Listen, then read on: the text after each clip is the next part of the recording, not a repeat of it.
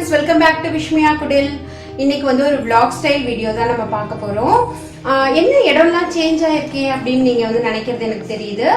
So நான் இப்போ வந்து அம்மா வீட்டுக்கு வந்திருக்கேங்க. ஒரு 2 days மட்டும் ஒரு ஃபங்க்ஷனுக்காக இங்கே வந்தேன். அப்புறம் எங்களோட தோட்டத்தில் வந்து ரொம்ப சூப்பராக அழகாக கொத்து கொத்தாக வந்து பழாப்பழம்லாம் காய்ச்சிருந்தது. அதை வச்சு ஒரு சூப்பரான ஒரு டிஃப்ரெண்ட்டான ஒரு ரெசிபி வந்து அம்மா செஞ்சு காமிக்க போகிறாங்க உங்களுக்கு. சரி, ஓகே, காலையிலேயே வந்து எந்திரிச்ச உடனே போய் அதை பார்க்கலாம் அப்படின்னு நினச்சேன். சரி, ஓகே, உங்களோட போய் பார்த்துடலாம் அப்படின்னு நான் வெயிட் பண்ணிட்டு இருக்கேன். சாரிங்க, இன்னும் வந்து குளிக்க கூட இல்லை, ஜஸ்ட் ஃபேஸ் மட்டும் வாஷ் பண்ணிவிட்டு நான் வந்து வீடியோ எடுக்கிறதுக்கு ஸ்டார்ட் பண்ணிட்டேன். ஸோ காலையிலேயே வந்து அம்மா எல்லா இடமுமே க்ளீன் பண்ணி வச்சுருந்தாங்க. இருந்தாலும் விஷ்மியா பாருங்கள், தலகாணி எல்லாமே கீழே போட்டு விளையாண்டுட்டு இருக்கா. இன்னைக்கு தாங்க ஊர்லேருந்து வந்தோம். மார்னிங் ஒரு 5 o'clock இருக்கும், அதனால தான் நல்லா தூங்கியாச்சு.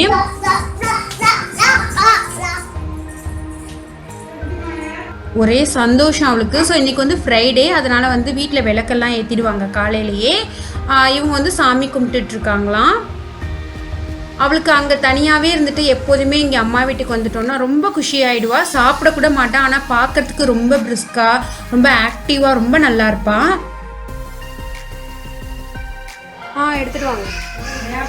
ஸோ இப்போ வந்து நம்ம தோட்டத்துக்கு போயிட்டுருக்கோம். காலையில் பார்த்தீங்கன்னா ஒரு 11:30 ஆகுது. ஆனால் நாங்கள் வந்து இப்போ தான் எழுந்திரிச்சோம்.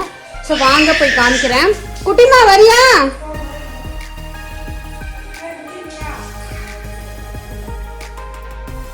இதோ அம்மா வராங்க.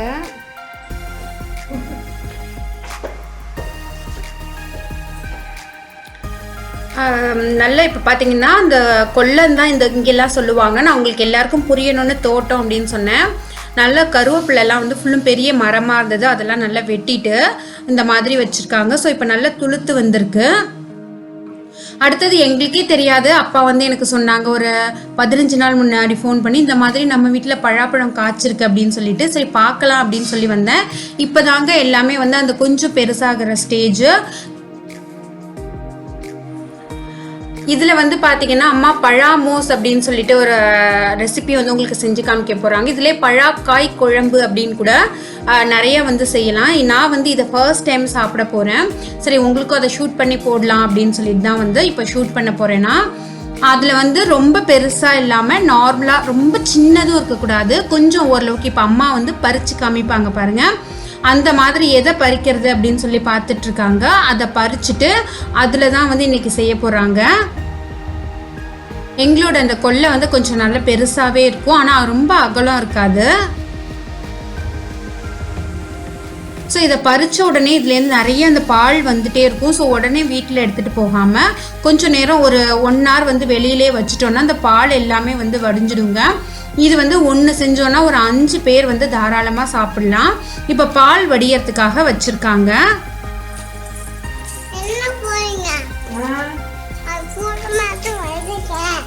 குட்டிமா இங்கே பாரு, எல்லாரும் வீட்டுக்கு வாங்க சொல்லு, வேகமா சொல்லு. நல்லா இருக்கீங்களா? நல்லா இருக்கீங்களா கேளு. சாப்பிட்டீங்களா?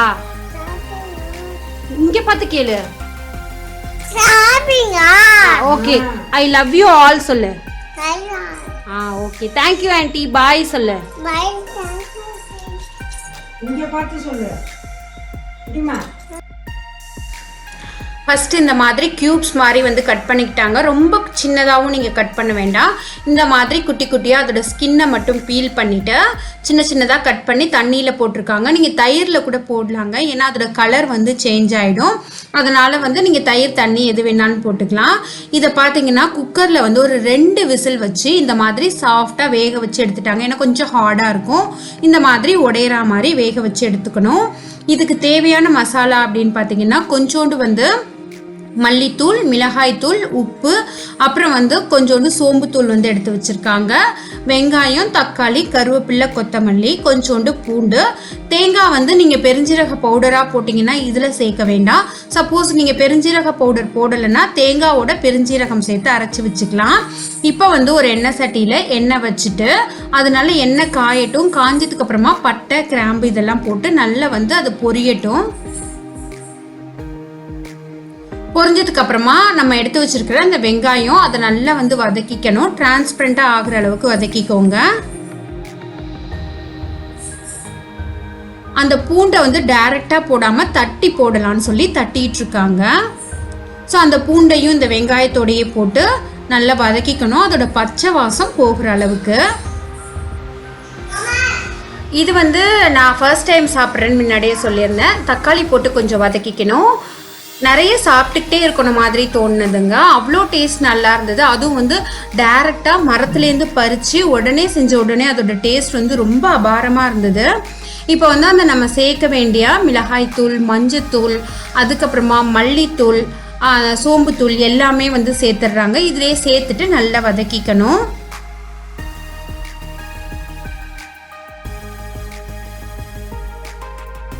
அப்புறம் அம்மாவோட அந்த 60ஆம் கல்யாணம் வந்து நான் வீடியோவாக போட்டிருந்தேன். நான் அம்மா கிட்ட சொன்னேன், அம்மா இவ்வளோ பேர் பார்த்துருக்காங்க அப்படின்னு சொல்லிட்டு. அம்மாவுக்கு வந்து ரொம்ப சந்தோஷமாக ஃபீல் பண்ணாங்க. உங்கள் எல்லாருக்குமே வந்து தேங்க்ஸ் சொல்ல சொன்னாங்க. அது வந்து இப்போ அம்மாவை பார்த்த உடனே எனக்கே ஞாபகம் வந்தது. ஸோ உங்கள் எல்லாருக்குமே மனமார்ந்த நன்றி அப்படின்னு அம்மா சொல்ல சொன்னாங்க.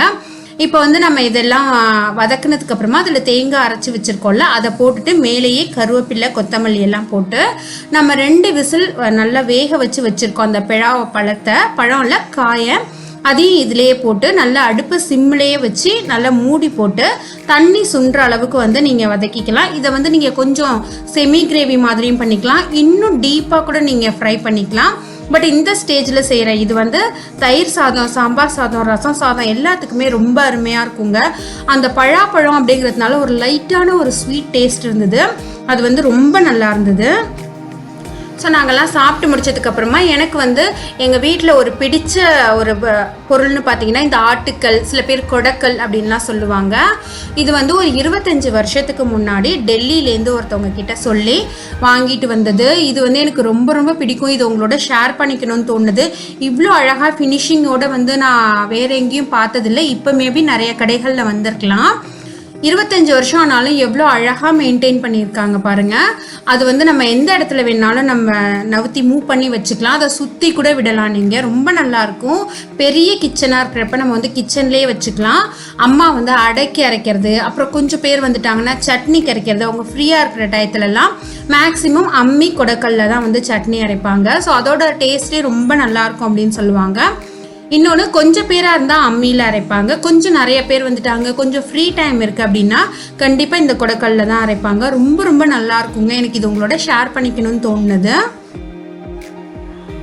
அப்புறம் சாப்பிட்டு முடிச்சுட்டு கொஞ்சம் வந்து கிளைமேட் நல்லா இருந்ததுங்க. சரி ஓகே, நிறைய பேர் என்கிட்ட பீங்கான் ஜாமான என்னோட ஜாரெல்லாம் பார்த்துட்டு அந்த ஜாடியெல்லாம் பார்த்துட்டு நிறைய பேர் கேட்டுகிட்டே இருப்பாங்க, எங்கே வாங்கினீங்கன்னு. ஸோ இவங்களும் பார்த்தீங்கன்னாக்கா நான் வாட்ஸ்அப்பில் நீங்கள் ஆர்டர் பண்ணிங்கன்னா வீட்டுக்கே வந்துடும். அந்த மாதிரி ஒரு கடையை கண்டுபிடிச்சி நான் ஷூட் பண்ணியிருக்கேன். அந்த வீடியோ வந்து உங்களுக்கு ஒரு 1 வீக் 2 வீக்ஸில் வரும். ஸோ அதுக்கு வந்து நம்மளோட சேனலை நீங்கள் சப்ஸ்கிரைப் பண்ணலைன்னா சப்ஸ்கிரைப் பண்ணிக்கோங்க. அப்புறம் கும்பகோணம் நாச்சார் கோவில் அப்படின்னா பித்தளை பாத்திரத்தோட குவாலிட்டி வந்து சொல்லவே வேண்டாம், அவ்வளோ நல்லாயிருக்கும். ஸோ அதாவது இந்தியாவில் நீங்கள் எங்கே இருந்தாலும் ஆர்டர் பண்ணி வாங்கிக்கிற மாதிரி நான் ஒரு கடையை பார்த்து அதையும் வந்து ஷூட் பண்ணியிருக்கேன். கொஞ்சம் ஓரளவுக்கு ப்ரைஸ் எல்லாம் மென்ஷன் பண்ணியிருக்கேன். அந்த வீடியோவும் நமக்கு வந்து ஃப்யூச்சரில் வர இருக்குது. ஸோ அதையும் நீங்கள் பாருங்கள். இதில் பித்தளை விளக்கு மட்டும் இல்லாமல் சாமி ஜாமா, சாமி சிலைகள், அப்புறம் பித்தளை பெரிய பெரிய பாத்திரம், இந்த மாதிரி எல்லா ஐட்டமுமே அந்த வீடியோவில் வரப்போகுது. அப்புறம் மத்தியானம் போனதுக்கு அப்புறமா கொஞ்சம் இந்த மாதிரி கடையிலலாம் நான் மேக்ஸிமம் இன்னைக்கு வந்து ஷூட்டிங் நிறையா பண்ணேங்க. ஏன்னா என்னால் சென்னையில் வந்து பாப்பாவை வெளில விட்டுட்டு போக முடியாததுனால எங்கள் அம்மா வீட்டில் வந்து பார்த்துக்கிறதுக்கு ஆள் இருக்காங்க. ஸோ நான் வந்து நிறைய பேருக்கு நிறைய கலெக்ஷன்ஸ், நல்ல குவாலிட்டியான ஒரு வீடியோ கொடுக்கணும்னு நினச்சிட்டே இருந்தேன். ஸோ கும்பகோணம்ங்கிறதுனால இங்கே உள்ளவங்க மட்டும்தான் வாங்க முடியும்னு இல்லாமல் இந்தியாவுக்குள்ளே எங்கே இருக்கிறவங்க வேணுனாலும் வாங்குற மாதிரி ஐட்டம், அந்த மாதிரி கடைகளை பார்த்து நான் சூஸ் பண்ணியிருக்கேன். நான் இன்னும் ஃப்யூச்சரில் வரப்போகிற வீடியோஸ் எல்லாமே வந்து நீங்கள் வாட்ஸ்அப்பில் ஆர்டர் பண்ணி வாங்கிக்கலாம், நீங்கள் இந்தியாவுக்குள்ளே எங்கே இருந்தீங்கன்னாலும். இதில் வந்து ஒரு 2 அடி 1.5 அடியிலேருந்து அந்த குத்து விளக்கு ஸ்டார்ட் ஆகி ஒரு ஆளை விட ஹைட்டாக அந்த மாதிரி நிறைய விளக்கெல்லாம் இருக்குது. அப்புறம் கலசம்னு சொல்லுவாங்க. ஸோ அது மாதிரி எல்லாமே இருக்குது.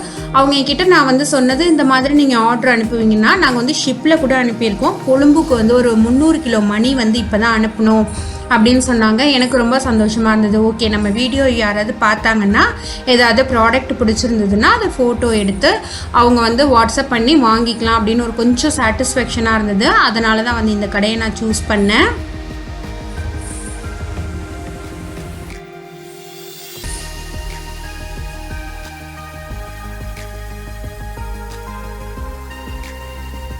நிறையா பித்தளை தவளை, குடம், பொங்க பானை இதெல்லாம் கூட இருக்குது. அதோட ப்ரைஸ்லாம் வந்து நான் உங்களுக்கு அந்த வீடியோவில் சொல்கிறேன். ஸோ அப்புறம் கொஞ்சம் ஷூட்டிங்லாம் முடிச்சுட்டு இன்னும் கொஞ்சம் ஐட்டம்ஸ் கூட நான் ஷூட் பண்ணியிருக்கேன். அதெல்லாம் வந்து அடுத்தடுத்த வீடியோஸில் வரும். அப்புறம் ஈவினிங் வந்து ஒரு ஃபங்க்ஷன் இருந்தது, அதுக்காக நாங்கள் போனோம். அந்த ஃபங்க்ஷனுக்கு வந்து கிளம்பிட்டு இருக்கிறப்ப எடுத்த வீடியோ தான் இது. இந்த ட்ரெடிஷ்னல் லுக் மேக்கப்பும் உங்களுக்கு வந்து வீடியோவாக அப்லோட் பண்ண போகிறேன். ஈவினிங் அக்கா பொண்ணோட ஒரு ஃபேர்வெல் டே ஃபங்க்ஷன் இருந்தது, அதுக்கு அட்டன் பண்ணோம். இந்த டே இப்படி தாங்க இருந்தது. எனக்கு இந்த வீடியோ நினைக்கிறேன் பிடிச்சிருந்தால் லைக் பண்ணுங்கள், ஷேர் பண்ணுங்கள். இன்னும் நீங்கள் விஷ்மியா குடியில் சப்ஸ்கிரைப் பண்ணலன்னா மறக்காமல் ரெட் கலர் பட்டனை கிளிக் பண்ணி சப்ஸ்கிரைப் பண்ணிக்கோங்க. அப்படியே பக்கத்தில் உள்ள பெல் ஐக்கானையும் கிளிக் பண்ணிக்கோங்க ஃப்யூச்சர் நோட்டிஃபிகேஷனுக்காக. இன்னொரு இன்ட்ரெஸ்டிங்கான வீடியோவோட உங்களை நான் மீட் பண்ணுறேன். தேங்க்யூ ஃப்ரெண்ட்ஸ், பாய்.